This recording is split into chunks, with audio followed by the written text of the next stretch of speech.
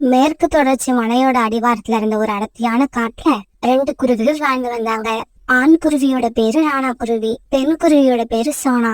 இவங்க 2 பேருக்கும் கல்யாணம் ஆகி கொஞ்ச நாள் தான் ஆயிருந்தது.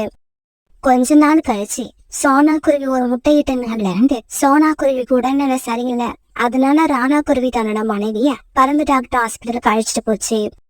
இங்க பாரு ராணா, உன் மனைவிக்கு உடம்பு ஏற்கனவே வீக்கா இருந்திருக்கு. இதுல இப்ப முட்டையிட்டதுக்கு அப்புறம் அவளோட உடம்பு ரொம்பவும் பலகீனமா போயிடுச்சு. நான் கொடுக்கற மாத்திரை மருந்து தவறாம கொடு. அப்புறம் 6 மாசத்துல இருந்து 1 வருஷம் வரைக்கும் சோனா எங்கேயும் போகாம எந்த வேலையும் பார்க்காம நல்லா ரெஸ்ட் எடுக்கணும். டாக்டர் இப்படி சொன்னதை கேட்ட உடனே ராணா மனசுல குழப்பம் வந்துருச்சு. நான் வீட்டு வேலைய பாப்பனா இல்ல வேலைக்கு போய் சம்பாரிச்சுக்கிட்டு வருவேனா? எனக்கு என்ன பண்றதுன்னே தெரியல. அந்த குழப்பத்தோடயே ராணா குருவி சோனா குருவி வீட்டுக்கு அழைச்சிட்டு வந்தது. கோரி, ராணாவோட வீடு ரொம்பவும் அழகா இருக்குல்ல? எனக்கும் இதே மாதிரி ஒரு வீடு கட்டணும்னு ரொம்ப நாளா ஆசை. எவ்வளவு அழகா வீடு கட்டி என்ன புண்ணியம்? ராணாவுக்கு வாழ்க்கையில நிம்மதி இல்ல. அப்படியா? ராணாவுக்கு என்ன ஆச்சு? காலுஜி, உங்களுக்கு விஷயமே தெரியாதா? சோனா குருவியோட உடம்புல கல்யாணத்துக்கு முன்னாடி இருந்தே ஏதோ நோய் இருக்குதாம். அது என்னமோ படுத்த படுக்கையில தான் இருக்கணும்னு டாக்டர் சொல்லிட்டாங்களாம். ராணா குருவிய பார்க்க அழகா இருக்கு, கை நிறைய சம்பாதிக்குது. இருந்தாலும் என்ன பண்றது, வாழ்க்கையில நிம்மதியே இல்ல. இவங்க எப்படி பேசிக்கிட்டு இருக்காப்ப அந்த பக்கமா ராணா குருவி வந்தது. ராணா, ராணா, ஒரு நிமிஷம் இங்க வா. உன்கிட்ட ஒரு முக்கியமான விஷயம் பேசணும். இங்க பாரு, நான் நேத்துதான் சோனா குருவி பத்தி எல்லா விஷயத்தையும் கேள்விப்பட்டேன். பாவம், நீ இப்பதான் கல்யாணம் பண்ணன, அதுக்குள்ள உன்னோட வாழ்க்கையில சந்தோஷம் இல்லாம போயிடுச்சு. அப்படியெல்லாம் இல்ல. இன்னொரு 6 மாசம் போயிடுச்சுன்னா என் வாழ்க்கையில மறுபடி சந்தோஷம் வரும். ஐயோ ராணா, டாக்டர் சொல்றதையெல்லாம் நம்பாத. அவங்க ஒரு ஆறுதலுக்கு அப்படிதான் சொல்லுவாங்க. நான் சொல்றத கேளு. எனக்கு தெரிஞ்சு நம்ம காட்டோட வலது பக்கம் போனீங்கன்னா ஒரு பெரிய புளிய மரம் ஒண்ணு வரும். அந்த மரத்துல ஒரு அழகான குருவி ஒண்ணு வாழ்ந்து வருது. அதுக்கு இன்னும் கல்யாணம் ஆகல. அது கிட்ட போய் நேரா பேசு.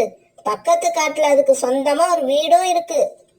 ஏற்கனவே மனசு குழப்பமா போயிருந்த ராணா குருவி கோரிக்காவை சொன்னதை கேட்டதும் நேரா அந்த புளிய மரத்தை நோக்கி பறந்து போச்சு. கோரிக்காவை சொன்ன மாதிரி அந்த குருவி ஆரஞ்சு கலர் அட்டையோட பார்க்க ரொம்பவும் அழகா இருந்தது.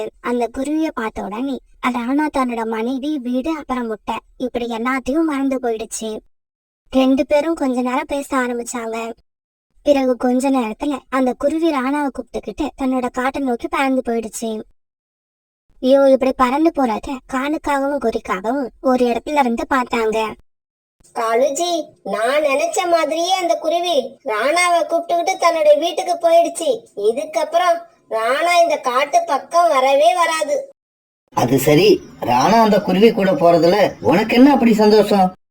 என்னோட சந்தோஷத்துக்கு என்ன காரணம்னு நாளைக்கு உங்களுக்கு தெரியும். அன்னைக்கு சாயங்காலம் ஆச்சு. வேலைக்கு போன ராணாவை காணோம்னு சோனா குருவி ரொம்ப வருத்தத்துல உட்கார்ந்துருந்தது. என்ன இது, இவரை இன்னும் காணோம், எனக்கு என்னமோ ரொம்ப பயமா இருக்கு. இப்படி நினைச்சுக்கிட்டு கூட்டில படுத்த சோனா குருவி ராத்திரி பூரா தூங்கவே இல்லை.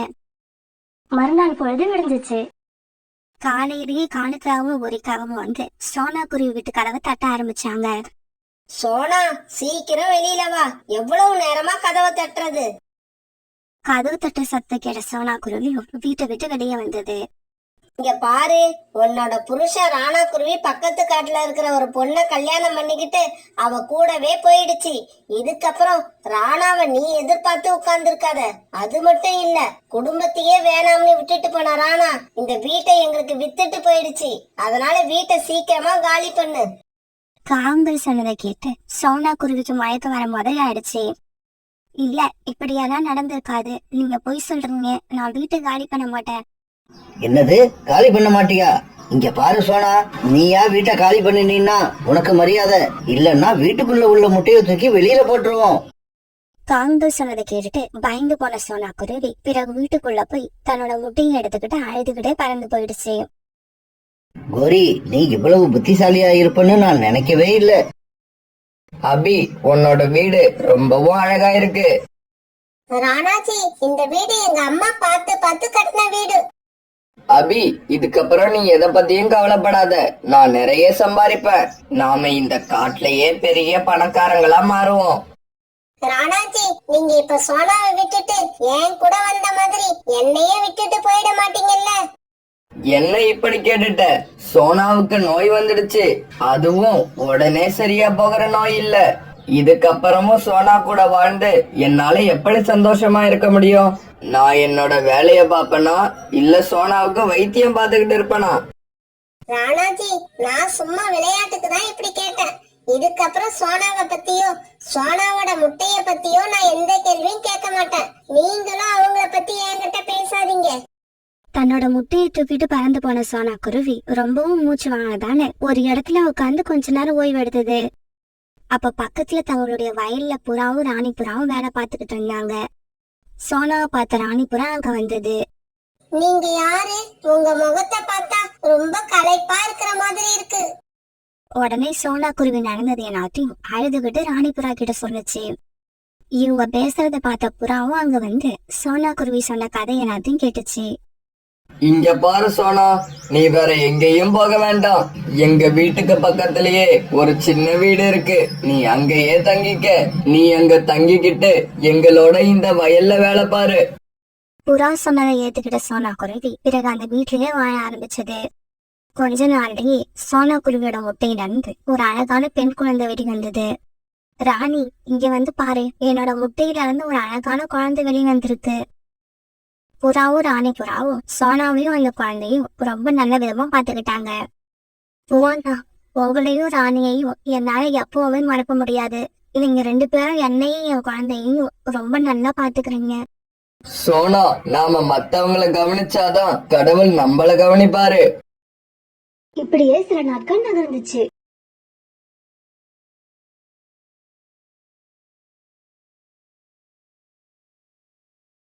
இப்ப பியூட்டி பெருசா வளர்ந்து நல்லா பறக்க ஆரம்பிச்சிடுச்சு. தன்னோட பொண்ணு பறக்கிறத சோனா குருவி ரொம்ப சந்தோஷமா பாத்துக்கிட்டு இருந்தது. பியூட்டி, பறந்தது போதும், அம்மா கிட்ட வா. அம்மா அம்மா, இன்னும் கொஞ்ச நேரம் பறக்கறம்மா. எனக்கு பறக்கிறதுக்கு ரொம்ப ஜாலியா இருக்கு.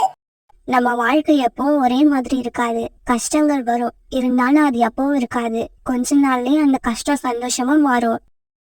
அதே சமயம் சில பேரோட வாழ்க்கையில இப்படியும் நடக்கும். ஒரு நாள் மரம் வெட்டிக்கிட்டு இருக்கும் போது ராணா குருவி கையில இருந்து கோடாரி நழுவி அதோட கால்ல விழுந்து ஒரு கால் துண்டாயிடுச்சு. அபி, இதுக்கு மேல ஒன்னும் பண்ண முடியாது. ராணா எப்பவும் கூட்டுல படுத்துதான் இருக்கணும். அதுக்கு தேவையானதையெல்லாம் நீதான் கவனிச்சுக்கணும். இப்படி சொல்லிட்டு பருந்து டாக்டர் அங்க இருந்து பறந்து போயிட்டாங்க. அபி, எனக்கு மனசு ரொம்ப கஷ்டமா இருக்கு. நீங்க கஷ்டப்படுறதுக்கு இதுல என்ன இருக்கு? நியாயமா பார்த்தா நான் தான் ரொம்ப கஷ்டப்படணும். எல்லாம் என் தலை விதி. இப்படி கொஞ்ச நாள் ராணா குருவி தன்னோட வீட்டுல வச்சு பாத்துக்கிட்ட அபி ஒரு நாள் இப்படி பேச ஆரம்பிச்சது. இங்க பாருங்க ராணா, இப்ப நான் வேலைக்கு போக வேண்டியிருக்கு. அதனால உங்களை என்னால சரியா கவனிச்சுக்க முடியாது. நானும் அம்மாவும் ஆரம்பத்துல வாழ்ந்த கூடு ஒண்ணு இங்க பக்கத்துலதான் இருக்கு. உங்களை நான் அங்க கொண்டு போய் விட்டுறேன். தினமும் உங்களுக்கு தேவையான உணவையும் கொண்டு வந்து தாரேன். கொஞ்ச நாள் நீங்க அங்கேயே இருங்க. இப்படி சொன்ன அபி பிறகு ராணா குருவி அந்த கூட்டுல போய் படுக்க வச்சது. ஆரம்பத்துல கொஞ்ச நாள் உணவும் தண்ணீரும் கொண்டு வந்து ராணா குருவிக்கு கொடுத்த அபி இப்ப எல்லாம் அந்த கூட்டு பக்கம் வரதே இல்ல. இதையெல்லாம் நான் அனுபவிச்சே ஆகணும். சோனா குருவியையும் என்னோட முட்டையையும் தனியா தவிக்க விட்டுட்டு வந்த எனக்கு இந்த தண்டனை தேவைதான். சோனாவும் பியூட்டியும் இப்ப புறாவோட தர்பூசணி வயல்ல வேலை பார்க்க ஆரம்பிச்சிருந்தாங்க. இப்ப சோனா குருவி தனக்காக ஒரு அழகான சின்ன வீட்டையும் கட்டிக்கிச்சு. சோனா, நீ தனியா ஒரு வீட்டை கட்டினதை நினைச்சு எனக்கு ரொம்ப சந்தோஷமா இருக்கு. புறாண்ணா, இது எல்லாமே எனக்கு நீங்க கொடுத்த வாழ்க்கை. உங்களோட உதவி இல்லைன்னா என்னால எதுவுமே செஞ்சிருக்க முடியாது. ஒரு நாள் பியூட்டி பறந்து வந்துகிட்டு இருக்கும் போது ராணா குருவி அதை பார்த்துட்டு தான் பக்கத்துல கூப்பிட்டுச்சு. அங்கிள், சொல்லுங்க அங்கிள், எதுக்காக என்ன கூப்பிட்டீங்க? மகளே, எனக்கு ரொம்ப தாகமா இருக்கு. கொஞ்சம் தண்ணி கொண்டு வந்து கொடுக்கறியா? பியூட்டி கிட்டையும் இயற்கையாவே தன்னோட அம்மா மாதிரி எல்லாருக்கும் உதவி செய்யற குணம் இருந்தது. இதோ இப்பவே போய் எடுத்துக்கிட்டு வரேன் அங்கிள்.